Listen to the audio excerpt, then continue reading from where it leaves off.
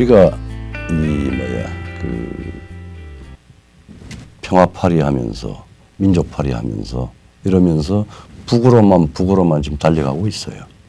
이게 이제 북은 그 정말 상상을 불허하는 전 세계인들이 전체주의 사교 노예 국가인데 우리 남쪽이 이데올로기를 탈각을 시키고 저쪽을 민족, 혈연 이런 방식으로 다 포장을 해서 반외세 그다음에 냉전을 만든 국가 뭐 이런 쪽에 대해서 저주를 퍼붓고 거기에 대해서 자주를 이야기를 하고 평범한 사람들의 행복과 평범한 사람들의 그 평화와 이런 걸 주장을 해요. 그러다 보면은 이거는 그냥 의상으로 보면은 뭐 그렇죠. 그냥 유토피아를 이야기를 하는 것 같은데 소프트하게 들려. 소프트하게 들려. 예. 근데 실제 내용을 보면 일단은 국가라고 하는 개념이 없어집니다. 국가 없는 시민이 존재하지 않아. 근데 실제로 자기들이 하는 거는 국가 권력 장악해서 국가 폭력을 행사하고 있잖아. 그렇죠. 그러니까 그것들을 떠들기는 국가는 악이라고 떠들면서. 떠들면서 가장 악마적인 방식으로 국가를 운영하고 있지. 지금 치팅을 하고 있는 거예요. 예, 그런 거죠. 그래서 이제 그런 그 문제가 우리한테 지금 다가와 버렸고, 그 다음에 거기에 그 용어 중에 하나가 정말 이제 구체적으로 개념적으로 이야기를 하면은 한글판에 청와대 문재인 대통령의 말씀 연설 거기에 보면은 FAZ 기고문 이렇게 해서 나오면은 거기에 콧된 마크를 이게 코테이션을 해가지고 생명 공동체라고 하는 남과 북은 생명 공동체다. 그게 핵심 키워드로 바뀌었는데 딱 바뀌었는데 알게만의 대통령은 없어요. 없습니다. 그걸 잘못 들으면 왜냐하면 독일에서 생명 공동체를 하면 한 세 가지로 번역이 될 수 있을 거예요. 첫 번째는 그냥 그 뭐야 레벤스 커뮤니티. 레벤스 게마인샤프트. 그렇게 되지. 그러니까 이제 말하는 생활 혹은 생명 공동체. 그럼 두 번째는 블라드 그 게마인샤프트 해가지고 블라드 블러드 커뮤니티. 그러니까 블루트 게마인샤프트. 그러니까 혈통 공동체. 블루트. 그러니까 우리 민족끼리. 우리 민족끼리. 피의 공동체죠. 그다음 세 번째 그냥 그걸 막 우리 이야기하면 그냥 종족적 공동체, 에스닉 커뮤니티. 뭐 이렇게 한 세 가지로 구분이 되는데 그 중에서 나치오날 게마인샤프트가 돼요.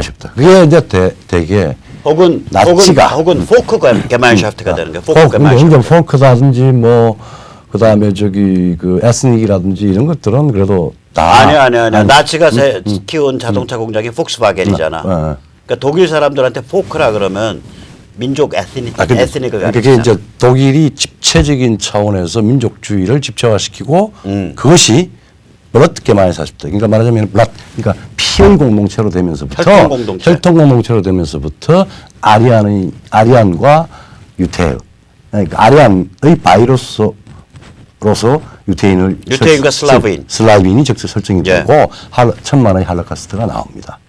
아니에요. 슬라브인까지 하면 약 1,600만이에요. 그렇죠. 그러니까 뭐 유태인만 600만. 600만이고 근데 그 뭐야 산재에 있던 유태인들까지 다 합하면은 1,000만이 넘는다라고 하는 개념이죠.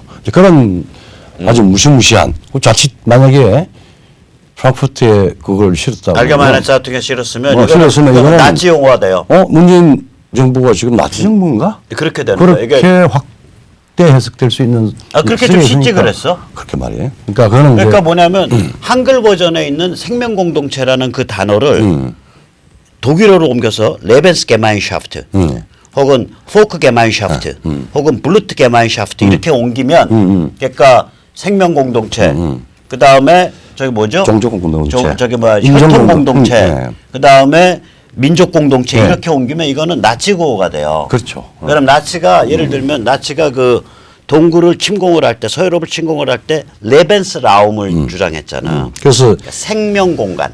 국가가 시민들의 안전과 질서를 위해서 정당한 폭력을 가지고 있습니다. 경찰, 군대. 그게 교도소. 교도소. 이런 것들이 다 그런 건데 그것이 악이라고 하는 거지. 일정한 사태가 발생했을 때 그 소위 국가의 안전을 보장하는 필요 불가결한 폭력이죠. 폭력이죠. 그리고 그건 정당이에요. 예. 막스 그래서 우리가 국가를 구성하고 있는 거지. 구성하고 있는 거죠. 근데 나치가 말하자면은 거대한 폭력체로서 말하자면은 단순한 유태인을 죽인 것뿐만 아니라 세계사의 그 악마적 범죄를 저질렀잖아요. 그것이 출발하는 게 바로 생명공동체의 키워드로부터 출발을 해요. 네, 그러니까 그거는 알게만의 자유통에 또 빠져 있어. 빠져 있어. 며칠 전에 저 고든 창이 와서 대개 민주주의가 위기가 올 때는 밖에서 외부적인 뭐 아니면 경제적인 이런 건데 예. 내부로부터 민주주의가 파괴되고 있다. 대통령이 앞장서고 있다라고 하얏트에서 그저께 그렇게 떠들었지. 고든 창이. 그래서 이게 야 정말 집요하게 소위 대한민국 자유대한민국에서 자유를 빼는 작업을 하고 국가를 해체하고 그다음에 권력 체제의 구성 원리를 뭐 예컨대 체크앤밸런스에서 권력 집중으로 바꾸기도 하고 뭐 유사전체주의적인 여러 가지 기도가 있고 하고 하는 거는 우리가 다 알고 있는 이야기인데 뼈 아픈 이야기를 들었어요. 근데 이게 얼마나 급하면은 이제 문 정권이 이렇게 이런 참 어처구니 없는 이게 뭐 추팅이죠. 뭐 사기죠 뭐. 네. 조그마한 단문 몇 개 하고 장문으로 해가지고 자 독일의 알게마네 자이통 판본과 한글 판본이 다르고 한글 판본은 알게마네 자이통 판본보다 서너 배 분량에다가 온갖 잘난 채 다 집어넣어놓고 그리고 굉장히 악의적이고 악마적인 개념들이 들어가 있어요. 참 저기 우리가 초기에 산업화를 시작을 할 때 누구가 어느 국가도 우리를 도와주지 않고 차관을 안 줬죠. 차관도 안 주고. 못 주지. 신용이 없으니까. 박정희 대통령은 우리 젊은 지식인들, 간호원, 그다음에 광산에 간 사람들 대부분 대졸자들이었습니다. 그래서 그 사람들한테 가서 사람을 소위 말하자면은 광부로 쓰세요. 간호원으로 쓰세요. 해갖고 인력 수출을 했죠. 인력 수출을 보정을 받아가지고 그걸로 차관을 끌었죠. 끌었죠. 근데 이건 뭐 하는 짓거리입니까? 근데 독일 신문에 가서 생 거짓말로 한글본과 독일어본이 다른 걸로 글 써놓고서 한글에서는 청와대 게시판에 낯짝 두껍게 제가 진짜 낯짝 두껍다고 생각해요. 그래서 제가 조금 전에 같이 일하는 친구들한테 부탁했어. 오늘 우리가 이렇게 비판하니까 청와대 게시판이 바뀔 것 같아. 앞으로 내용이. 그럴까요? 알게마네 자이통 원본대로 갈 수 있어요. 그래서 야 그 스크린샷 다 떠놓고 텍스트 다 출력해놔. 맞아. 그래. 지금 다 끝나 있을 거야, 이거. 이거 뭐 사기꾼 문서변조 일종의. 문서변조죠, 뭐. 공식문조. 아니, 뭐 변조라고. 사문서변조에 사문서변조. 그러니까 그걸 정확히 모르서 법률적으로 정확히 해석하면 그럴 수도 있죠. 사문서변조죠. 알게마네 사이퉁에 걸린 문서와 그 기고문과 그 기고문이지. 누가 기고문이라 그럴 때 내가 기고한 원고를 기고문이라 그래요. 그렇죠. 신문에 걸린 문서가 기고문 아니요. 그렇죠. 그 기고문과 그 기고문이랍시고 한글로 써놓은 청와대에 걸린 기고문이 다르니 버전이 이건 사문서 변조네. 자기 사문서를 자기가 그럴 겁니다 아마. 우리가 이런 경우 처음 봐. 남의 사문서를 변조하는 건 맞는데. 이런 장문을 기고를 했는데 그래서 그걸 기고문이라 하고 알게마네 자이통에서 나온 짧은 그거는 게재문이다. 이렇게 아마 이야기를 할 거예요. 그러면 두 개를 다 실어줘야지. 두 개 다 실어야죠. 그래 우리는 이렇게 기고했는데 이게 알게마네 자이통. 근데 나는 그 말도 안 믿어지는 게 그게 옵에드 아니에요. 옵에드. 옵에드라는 거는 이제 외부 사람들의 기고를 받는데 보통 그 분량이 길어봐야 A4 한 장 반 두 장이에요. 근데 알게마네 자이통 분량은 A4 약 두 장에 가까워. 근데 청와대 건 A4 8장 10장이네. 돼요. 그러니까 만약에 이걸로 기고했다 그러면 너희 지금 알게마네 자이통에 전면 광고 샀냐? 아니면 말이 안 돼. 어떤 미친 사람이 어떤 미친 사람이 A4 10장짜리 오베드를 보내냐고. 세계 12, 11위 국력을 가진 국가의 대통령이 기고를 했는데 뭐 돈을 주면 좋아요. 돈은 받더라도 그거는 가감 없이 그리고 정확한 번역으로 전문을 실어주는 게 그게 최소한 대한민국의 짜이퉁 버전을 버전을 그럼 그렇게 하는 게 맞죠. 맞지. 그거는 딱 독일의- 감춰두고 자기들이 여기서 분칠한 한글 버전 이만큼 긴 거 짜이퉁 버전보다 한 서너 배 긴 거 실어놨으니 이건 나는 사문서 위조도 이런 경우는 처음 거기 봐. 여러 가지 의문이 가니까 그건 정확히 좀 해야 돼요. 남의 사문서를 위조해서 이익을 누리는 경우는 내가 많이 봤는데 네. 이건 자기 문서를 자기가 위조하면 셀프 스티칭이네. 다 참. 별 희한한 꼴 다 와. 그러니까 이게 그러니까 시중에서 사람들이 힘이 빠지는 게 바로 그런 겁니다. 무슨 일을 하는데 앞뒤가 안 맞아요. 그리고 그 앞뒤가 안 맞다고 나는 힘이 빠지는 게 아니라 이제 분노와 증오가 막. 근데 그거 하는데 찬찬히 들여다보면은 이게 악마적인 거야. 악마적인 의도가 악마적인 들어가 있다라고 하는 거죠. 있다고. 그래서 이게 참 그런 지금 급하게 된 사정을 아니 오죽 급하면 어제 급하면 지금 이러고 있는가라고 하는 생각이에요. 자기 사문서 위조를 하냐고. 그리고 셀프 사문서 위조야. 너무 급하게 됐죠. 지금 미중 전쟁이 지금 원래는 뭐 우리가 예상을 했듯이 지금 평양부터 먼저 정리가 되고 중국은 시간을 두고 조금 협상도 해가면서 이렇게 말하자면은 길들이기를 하려고 한다고 우리도 많이 이야기를 했잖아요. 네. 지금 돌아가는 상황을 보면은 이거 아니고 뭐 우리 저 남쪽도 아니고 우리 저 대한민국도 아니고 지금 중국 즉 말하자면 베이징이 먼저 자빠지는 수도 있어. 베이징과 말하자면은 이제 완전히 정면 전투를 물론 경제적인 능력입니다만은 근데 오늘 아침에 신문에 났죠. 그 암스라고 ARM이라고 보통은 암이라고 읽어요. 저기서. 그래서 이제 영국의 말하자면 컴퓨터 칩 설계 업체죠. 가장 아무도 소유하지 않는 지재권을 가지고 있고 지금 5G나 핸드폰에 혹은 컴퓨터의 중요한 설계 회사이에요. 예, 제가 그거 좀 설명드릴게요. 제가 그 전에 설명드렸잖아요. 뭐냐면 그러니까 이 칩을 만들려면 칩을 전체를 칩이라는 건 결국 인간의 머릿속에 돌아가는 로직을 그렇죠. 수학적 로직, 철학적 로직을 논리를 하드웨어로 구현한 거예요. 회로로. 그게 칩이거든. 그렇죠. 그러면 그 로직을 가지고 그 로직에 대해서 지적재산권을 갖고 있는 사람들이 있어요. 그걸 이제 지적재산권이 영어로 intellectual property잖아요. 그렇죠. 그래서 intellectual I, 재산권 P. 그래서 이거를 그 바닥에서는 IP 하우스라고 불러요. IP 하우스. 그러니까 칩에 대한 칩 설계에 관한 지재권을 갖고 있는 거예요. 참 많이 배웁니다, 박선배한테. 네. 그러니까 칩을 제조를 하려면 칩을 제조해서 삼성이 만약에 프로세서를 제조한다. 삼성이 무슨 통신용 칩을 제조한다. 그러면 삼성이 밑바닥서부터 위까지 다 자기가 로직을 만드는 게 아니에요. 이 IP 하우스에서 이거 사고 저 IP 하우스에서 뭐 사고 해서 IP 하우스에서 한 대여섯 개에서 지재권을 라이센싱을 받은 다음에 그걸 가지고 칩을 만들어요. 그러면 전 세계 IP 하우스 중에 왕좌가 누구냐? ARM입니다. 거의 뭐 2등도 없을 정도의 왕자입니다. 지배적 암이라 그러면요. 그래서 특히 이제 좀 그러니까 프로세서 계산하는 방식의 여러 가지 계산 방식을 칩에 구현하는 그 로직이 여러 가지가 있는데 그 중에 하나 유명한 게 리스크 방식이에요. RISC 리스크 방식 프로세서를 중심으로 한 지재권을 어마어마하게 갖고 있는 회사예요. 거기가 오늘 말씀하신 대로 화웨이한테 나는 너희한테 안 주겠다. 라이센싱 안 주겠다. 안 주겠다. 그러니까 그게 뭐냐면 화웨이 보고 너희 칩 만들지 말라 이죠.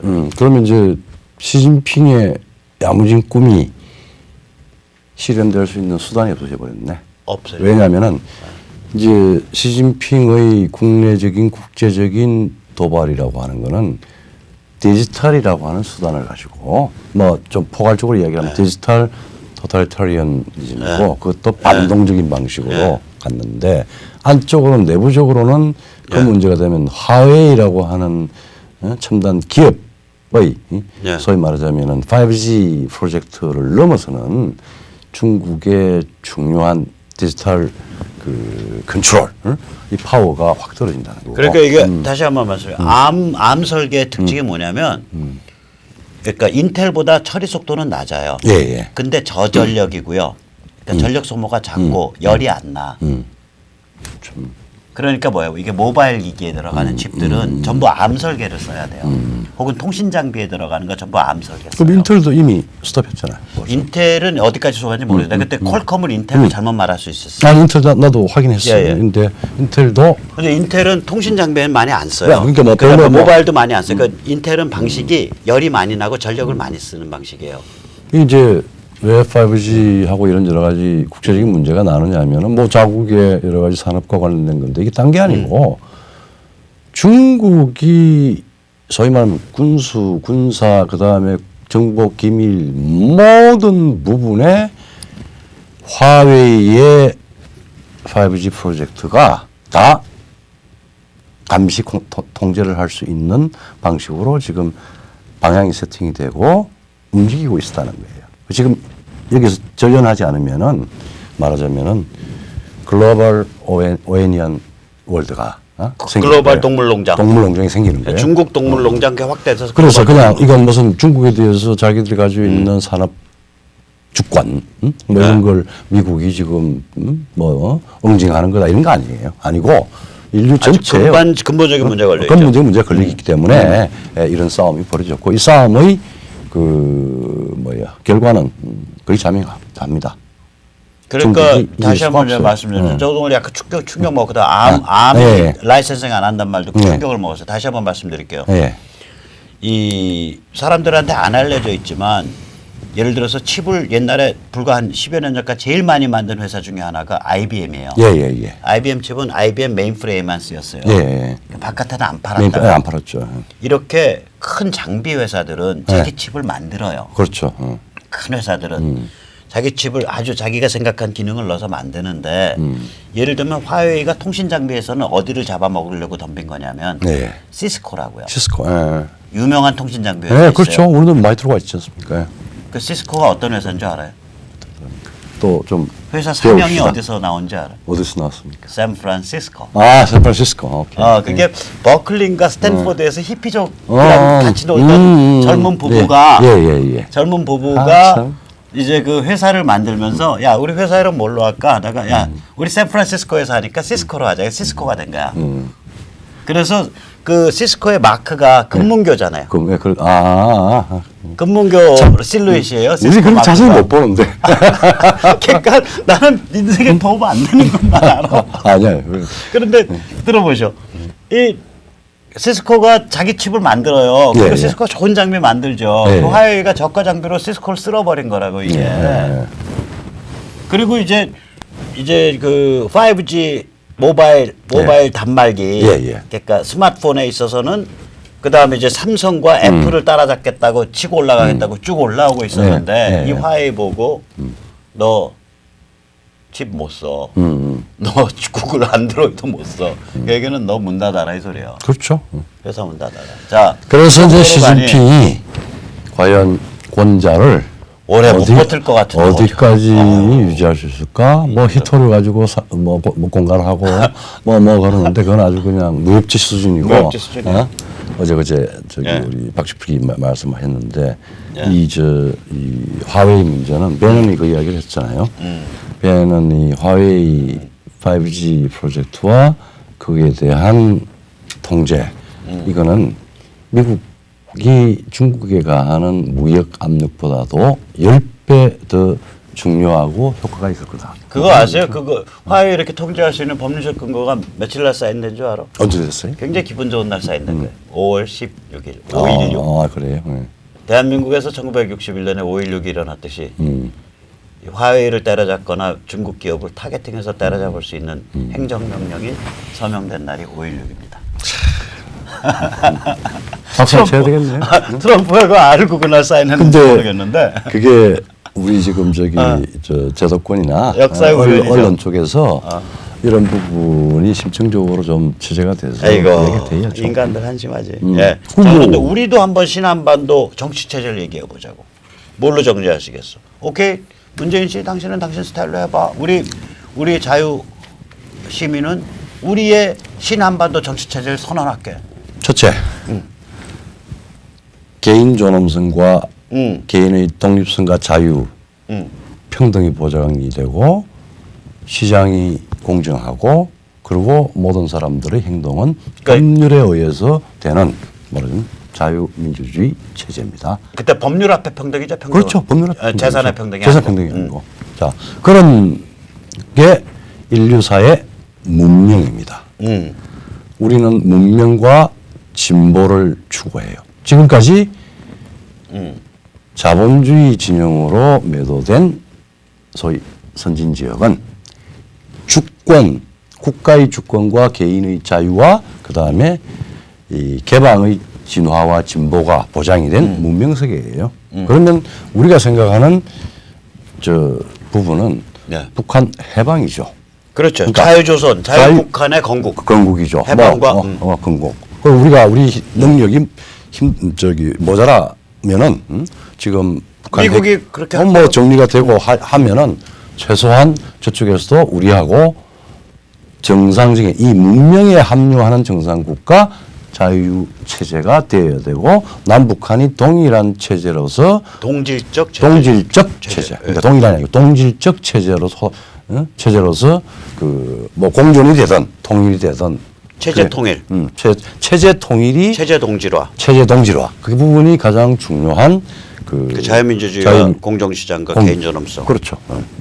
그리고 법에 의한 지배. 예. 그런 게 게 북의 자유조선이 들어와야 된다. 자유북한이. 그렇죠. 그 다음에 두 번째 우리의 정치, 우리의 신한반도 체제는. 신한반도 체제는 이 두 가지는 아마 그다음에 동아시아 전체에 대해서 중국이나 동아시아 우리가 세계사에서 지금 사실 모델 국가로 기적적인 번영을 이룬 국가고 지금 약간의 시련기에 있습니다만은 극복할 수 있을 거라고 보고 한반도의 1체제 2국가가 되든 1체제 1국가가 되든 한반도의 자유민주 체제가 남북공이 세팅이 되면은 이거는 동아시아 전체 특히 중국에 대한 엄청난 파급력을 가지게 됩니다. 그렇죠. 그리고 동아시아 전체가 자유 체제로 점진적으로 이동하는 혹은 급속히 전환하는 그게 그런 충격이 됩니다. 우남의 아이디어잖아. 그렇죠. 그게 바로 예. 이게 바로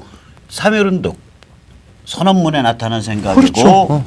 1941년에 나온 우남의 그 재팬 인사이드 아웃 일본의 그렇죠. 가면을 벗기다에 그렇죠. 나오는 게 이 얘기거든. 뭐냐면 한반도가 자유민주주의와 세계시장과 개인 존엄성을 향해서 나아가야 그렇죠. 동아시아가 안정화되고 번영된다. 그렇죠. 자주, 독립, 자유, 재산권, 인도, 평화, 공존. 그러니까 계속 우리가 우남의 게임 안에서 나 참 이 양반 진짜 짓궂고 기분 나빠. 내가 잘났다고 아무리 날 때봐야 우남의 손바닥 안에서 그 이제 뭐 놀고 있는 거예요. 할아버님 죄송합니다. 제가 좀 지력이든 행동력이든 사실은 거의 초인에 가까웠죠. 초인이죠. 초인이에요. 초인 맞습니다. 초인이고 네. 정말로 제가 좀 고백을 하면 제가 뭐 가끔 이렇게 울컥할 때가 있는데 감정적으로 확 근데 그날 아무 그런 게 없었는데 그 이화장의 그 우남 인수 박사 있는 그 집에 가서 응접실에서 기다리는데 마루 대책인데 네. 우남 사진이 네. 옆에 걸 혼자서 기다리다가 한 5분 울었다니까 사진 딱 보는 순간 왜 이렇게 눈물이 나? 우리 저 백모 박성희 씨가 이런 사람입니다. 내가 보증할게요. 아니 오해도 많은데 왜 나보고 뭐 빨갱이라고? 나는 공산당 맞아. 나는 지식공산당이야. 성격이 나는 성격 XX 같다던 분 성격 혜택들 같은 그런 오해가 지네요. 네, 지네요. 우리 시청 기자님들한테 조금 사적 이야기를 했는데 하여튼 오늘 그러니까 우리가 이 대통령이든 이제 국가 책임을 지는 사람들이 어처구니 없는 일들 겉으로는 참 수준도 없고 그렇게 보이지만 그 뒤에를 천천히 살펴보면은 너무나 의도의 그 폭압성, 악마성 이런 것들이 발견이 되기에 쭉 한번 체크를 해봤습니다. 네, 오늘 제가 너무 흥분한 상태고 그 다음에 이제 그 광주 문제가 너무 민감해서 제가 오늘 조 박사님 말을 중간에 많이 끊었습니다. 아닙니다. 용서해 주십시오. 근데 그쪽을 제가 조금 아니, 저도 뭐 기억은 났는데 아주 뭐 상세하게 하는 건 아니죠. 자, 그러면 오늘 여기까지 모시겠습니다. 감사합니다. 감사합니다.